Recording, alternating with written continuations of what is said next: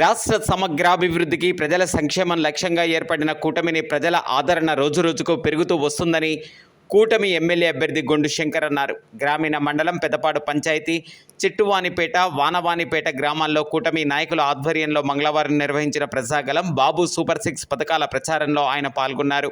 శ్రేణులతో కలిసి గ్రామాల్లో పర్యటించి శంకర్కు వర్షంలోనూ గ్రామస్తులు ఘన స్వాగతం పలికారు. అడుగడుగున హారతులు, పూల జల్లులు కురిపించారు. కార్యక్రమం ఆద్యాంతం జై శంకరన్న అనే నినాదంతో ఆయన కలిసి నడిచారు.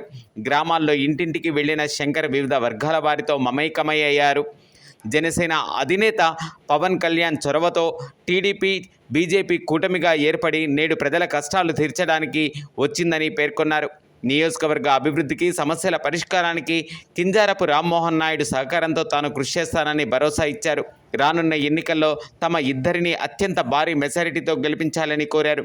కార్యక్రమంలో టీడీపీ, జనసేన, బీజేపీ నాయకులు, కార్యకర్తలు పాల్గొన్నారు.